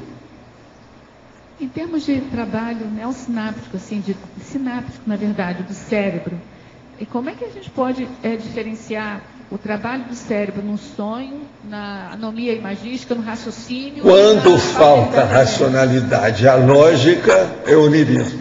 Não, mas assim, eu estou falando de sinapse, assim, ó. Também. A sinapse ela pode ser criada para matar os outros, o belicismo. A nossa amiga não está isso, senão a gente ia perguntar para ela sobre o processo das sinapses bélicas. Não, eu sei. Então, mas é comandado pela consciência, então, não tem outro jeito. No sonho, por exemplo, no sonho as sinapses são deixadas, né? O corpo está deixado lá e as sinapses são, pelo que a gente aprende, é a limpeza das sinapses. A imaginação seria... O tempo todo ela está funcionando. Entendi. E na passividade alerta... Sonho é imaginação, é sonho, fantasia, imaginação. É criatividade, que o povo gosta de falar, criatividade. É necessário criatividade. Então, uma coisa boa que você fala com esse povo que é doido com sonho, fala assim para ele. Os seus sonhos, você acha que você é mais criativo ou menos criativo? A pessoa vai se sentir muito bem. E eu sou muito criativo. Mas no sonho... Então você pergunta para ela, no seu sonho as vacas tem vaca amarela que voa? Não. Mas no sonho mesmo, a consciência não comanda o cérebro. No sonhado. Escuta, é imaginação, a pessoa está imaginando. É através do paracérebro dela. É o paracérebro dela que está funcionando. Ela está deixando, a imaginação tomou conta do paracérebro. Você está fazendo uma associação de ideias. O cotejo, o confronto, está tomando conta do seu paracérebro. Você está elaborando alguma coisa no tempo. Quer lembrar de alguma coisa. A memória está tomando conta do seu paracérebro. Por aí vai. Aquilo ali vai mudando. Na acalmia mental, na passividade alerta, tudo, o cérebro continua funcionando. Você tem algum jeito de não funcionar? O paracérebro jamais para.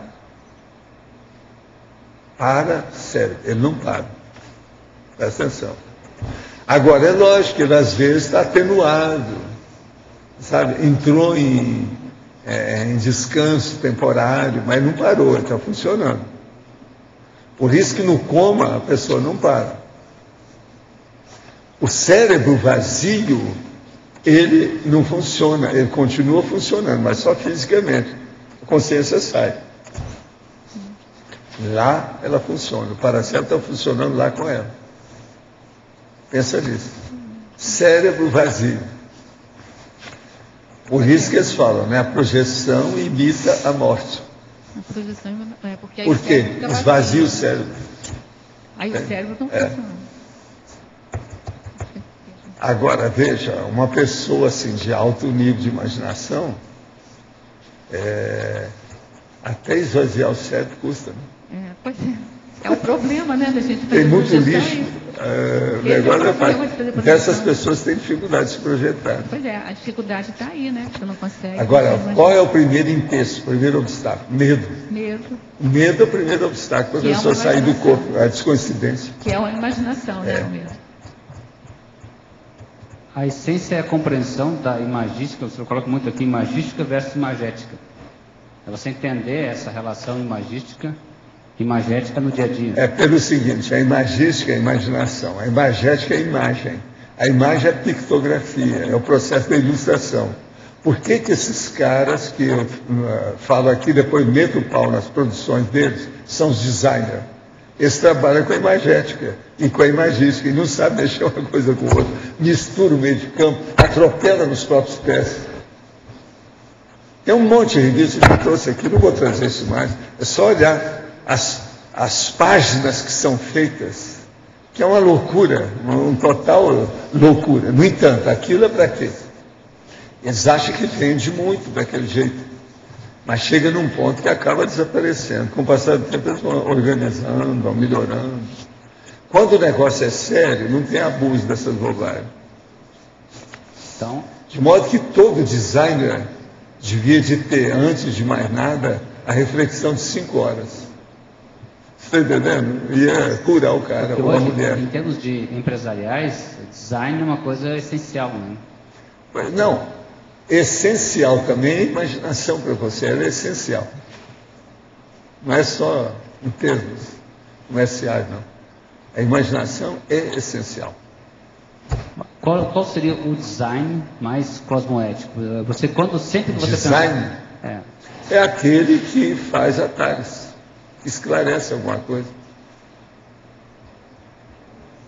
Agora, por exemplo, esses caras que fazem, borroca a página toda em marrom e coloca lá uma outra letra, ou letras, ou uma mensagem, numa cor que você não enxerga no marrom.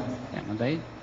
Isso todo dia tem por todo lado. Isso é o mau design, né? Agora veja, pois é, mas são esses que eu estou falando. Porque você pode ter design muito bem feito para chamar uma atenção, com objetivos... Sei. Agora, tem design que eles querem acabar com a firma, né? A firma que está pagando. Não, eles já faz para acabar. Só para citar um exemplo que seria cosmoético, eu estava vendo, não lembro em que canal, se foi o Discovery, falando sobre design, e aí na Itália uma faculdade que pegou os melhores alunos e o objetivo era resolver o problema para idosos que tem aquele andador, desenvolver um andador que fosse mais leve, mais fácil de guardar e fosse tão seguro e tão útil quanto o que eles já usam. Esse seria um exemplo de design cosmoético. Ele tem uma finalidade, uma utilidade positiva, tem uma finalidade lógica, porque eles precisam do andador. Então, o desafio, então, no design é você fazer coisas práticas, úteis, cosmoéticas, e que não desviem para um marketing puro, né?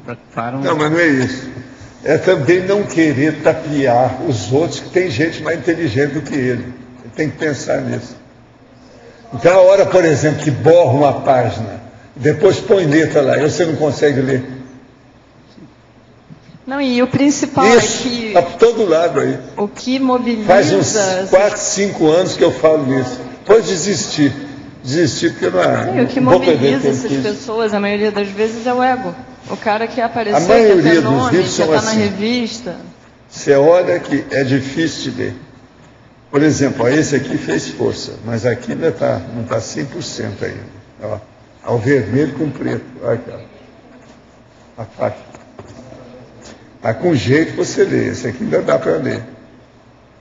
Agora é terrível. Uma outra coisa. Quem fez a capa é um boboca. Em vez de pegar a Hannah Arendt numa posição positiva, pegou no negócio negativo. Olha a cara dela, está sofrida. É isso que o cara queria? Está errado. Ele está falando pensamento à sombra da ruptura. Mas está falando positivo dela. Agora, com a cara dessa, aqui, parece que ela está com dor de barriga, está segurando a barriga. Aí é o designer da capa. Tá certo? Onde é que está? Vocês estão entendendo? A maioria. Se nós formos na holoteca, dá até pena. Se for no holocico para ver o processo dos periódicos, nossa, periódico é onde eles abusam mais. É uma prostituição de ilustração. Entende? Sou de São José do Rio Preto, moro num bairro que a minha casa está a 600 metros de um matadouro. O vizinho do lado tem altares em sua casa. Travestis fazem ponta a 80 metros de casa. Para completar, vão inaugurar um serviço funerário 24 horas. Estou com a pulga atrás da orelha. O que pode significar isso à luz da conscienciologia? Está muito claro. Aí não chama São José do Rio Preto? O rio é preto. O que você está querendo? Aguenta firme. São José não dá conta, porque o rio é preto, está tudo sujo. Rio Preto, vocês acham que a água seja límpida? Na minha terra, a água de rio tem que ser límpida. Ela é transparente, é pura, não é isso? Agora, São José do Rio Preto, o que vocês querem? Alguém aí quer defender o nosso amigo, ajudá-lo aqui na situação? Companheiro, vê o que você faz. Você está com a vizinhança um pouco alteradinha. Tem lugares melhores, viu? Quero te falar, tem lugar melhor do que isso, tem vizinhos melhores. Professor, como que a gente pode ajudar uma pessoa cuja imaginação leva ela até a insônia? Aí é o processo da insônia. Insônia tem 1001 fatos que a gente tem que estudar a causa. Não, porque a pessoa fica com medo de dormir por causa dos pesadelos. Então, mas isso é insônia. Agora, veja, essa insônia tem que ver porque que ela tem o medo, como é que começou, a repressão que ela sentiu, se foi o pai, se foi a mãe, se foi quem. Tudo aí tem repressão no meio. Ela sofreu perseguição sexual na infância. Tudo isso é o que acontece mais. Hoje em dia, isso está ficando visível, todo mundo está falando. Então, esses casos aumentaram aos milhões, todo lado. Rebentam os casos de processo de abuso, a molestação infantil do processo sexual. E, é dentro da mesma família, sempre, 90% dos casos. Então, isso aí tem que ver. Se é mulher que você está falando? Não, é homem. Pois é, o homem é um percentual menor, a mulher é mais. Mas aí como que a gente contribui? Tem que examinar o que aconteceu. Tem que ver tudo. Tem que ir desdobrando assim a consciência para ver e chegar onde dói. Isso aí tem que examinar. Psicólogo, psiquiatra, tem que ver por quê. Primeira coisa, uma pessoa que tem medo de dormir tem autoassédio, que faz o heteroassédio, tem assediador. Agora, às vezes não é esse assediador que criou isso, o assediador, ele pegou o bonde andando. A causa não é isso, tem que vir antes. Então, por exemplo, você tira aquele assediador, não adianta nada, amanhã o cara está lá do mesmo jeito, porque você não combateu a causa, você tirou os mosquitos, mas deixou a sujeira, vai chegar tudo de novo. Você entendeu? Então o processo é etiológico, é etiologia, a causa. Tem que examinar qual o fator desencadeante, o que detonou isso? Qual o responsável por essa história? Fez o cara ficar assim. Tudo isso, essas reações da personalidade, tem uma razão de ser. Tem que examinar por quê. Agora, quase sempre tem repressão atrás disso. Algum nível. Homem, por exemplo, às vezes o processo é do exército. Marinha. Às vezes o cara foi atacado no exército, na marinha, no navio. Tudo isso eu já vi. São as chamadas instituições fechadas, instituições interistas, que não abrem. E aí a pessoa pode se refugiar na imaginação dela? Não, ela não refugia na imaginação, ela não esquece aquilo, é a memória, não é só a imaginação, mas é a memória. Então ela guarda aquilo, e ela às vezes não confessa o negócio, ela nunca se abre. Porque se abrir é muito constrangedor para ela, aquilo acaba com a personalidade. Então o processo é esse, tem que se abrir com um profissional que sabe conversar, que vai saber conduzir a pessoa. A consciência terapia pode ajudar muita pessoa nisso. Tá certo? Professor? Hoje eu aluguei microfone. Não, eu estou vendo que o seu microfone está funcionando. Então, tá. Pode Professor, falar. eu estava acompanhando a pergunta. A paranoia, por exemplo, se encaixa nisso? A pessoa ter essas fantasias de perseguição? Aí varia do tipo de paranoia que a pessoa tem, né? Às vezes tem o delírio mesmo. Às vezes é um desconto, é uma represália. A paranoia, às vezes, é isso. Agora, pode ser também uma fuga. Entende? Se de ver para que lado que a pessoa vai. O processo, quando tem distúrbio mental, tem que examinar muito. Por exemplo, a megalomania, tem que examinar bem como é que é isso e por quê. Tem que focalizar bem para ver o cerne, o olho do furacão, qual foi o núcleo, a causa determinante básica, a nascente do processo, a fonte. Entende? Mas sempre está presente também o assédio. Não, o assédio é o seguinte, deixa eu explicar. Se uma pessoa se perturba, ela começa a fazer o autoassédio. O autoassédio predispõe o heteroassédio de fora. Então, a maioria de todas as grandes doenças de alterações da pessoa, tudo tem base no autoassédio. É a pessoa que se desencaminhou. Ela não teve autocrítica, ela não teve autossuficiência, autoconfiança em si mesma, ela não teve equilíbrio para refletir com lógica, enfim, faltou racionalidade, faltou lógica, faltou ponderar com equilíbrio, com harmonia, com tranquilidade. Ela parar para pensar. Enfim, medir a estação. Quer dizer, meditar sobre o assunto, refletir. Entende? Você já comentou sobre esse livro aí que você está lendo? Sobre o quê? Esse livro? Você já comentou aqui? Não. Ah, tá. Eu comecei a ler agora. Eu só toquei que estava lendo o livro, já mostrei ele aqui uma vez, rapidinho. Você está querendo saber? Desde já? Como eu tenho faltado a tertúlia, aí eu não sei a Hannah Arendt. Pensa bem. E ali o cara está fazendo, o cara daqui, está fazendo uma apreciação das coisas dela. Eu estou querendo ver. Até agora não vi nada de autoexpressão, não. Entende? Eu estou lendo, já estou na página 70. Não tem nada de autoexpressão que me chamasse atenção. Agora, ele andou estudando muito e tem muita coisa interessante que ele fala sobre a Hannah Arendt. Agora, tudo ele está baseado, principalmente aqui no início aqui da atividade dele, sobre aquelas defesas da Hannah Arendt sobre o processo de os excessos lá da época, a ruptura do interesse comum, a ruptura totalitária, porque tudo aqui, o negócio é de ruptura. Então, uma coisa que ele também fala muito aqui é das relações intersubjetivas, com o debate plural intersubjetivo. Os problemas, condições intersubjetivas, confirmação intersubjetiva, sentido intersubjetivo, intersubjetividade. Ele leva isso muito em consideração para mostrar o processo de interesse. Agora, ele fala dos processos de campo de concentração. Eu também não vi nada assim de grande novidade nisso, não. Agora, estabelece todos os confrontos que tem sobre os assuntos filosóficos e políticos, compreensão e explicação, filosofia e ciência, razão e entendimento. É interessante certas coisas que ele fala. E o modo também dele expor. A gente mostra que ele não é bobo, que ele estudou muito. Agora, só vou ler uma frase dele aqui. Os eventos políticos sempre excedem em significação a soma de todos os seus elementos pregressos. Em parte ele tem razão nisso. A vida é assim mesmo. Quer que eu leia de novo? Escuta só. Os eventos políticos sempre excedem em significação a soma de todos os seus elementos pregressos.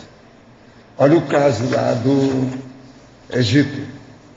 Isso que está acontecendo, a gente não sabe para onde vai. Mas vai ser difícil agora o Egito ter uma ditadura de 30 anos de novo. Isso não vai acontecer. Então, excede esse evento político, excede tudo que já passou lá no Egito, até agora. Ele tem razão nisso, não tem? Não é lógico? Agora, existe de tudo aqui. Ele fala, por exemplo, o racismo como justificativa biológica da dominação de povos. O uso da burocracia como instrumento de dominação política dos povos conquistados. Tudo isso é verdade. São nuances, assim, do ponto de vista da politicologia, que é interessante o que ele fala. Uma coisa que ele fala aqui, ó, que a gente vê por todo lado aqui, ó, que é a rememoração nostálgica do passado greco-românico. Greco-romano. A rememoração nostálgica. Nós, por exemplo, a hora que falamos na Ágora, o Conselho dos 500, nós não estamos com rememoração nostálgica. Nós queremos pôr o negócio funcionar aqui. Mas a maioria tem apenas um processo do helenismo. Ela se envolve com aquilo e fica só nisso. Agora, por exemplo, ó, lá pelas tantas, ele diz o seguinte, aqui, ó. Metáfora, oxímoro e hipérbole permitem que ela expresse esse pressuposto em um idioma adequado. Ela categoriza, estuda a Ana Hannah, ela categoriza os campos por meio de oxímoro, chamando de fábrica de extermínio, campos de concentração, ou de fábricas da morte, ou fabricação de cadáveres. Todos são os campos de extermínio. Está perfeito isso aí. Então ele tem coisa interessante. Eu estou lendo porque o modo de escrever me atraiu. Vale a pena ver. Os nossos comerciais, então, por favor. Obrigado. As pontuações de hoje: 68 assinaturas no livro de presença, 33 perguntas presenciais, 21 perguntas online, 30 votos presenciais e 7 votos online. O verbete eleito para amanhã é binômio contraponteado, com 20 votos. A especialidade, binomiologia. Obrigado pela presença de todos e até amanhã.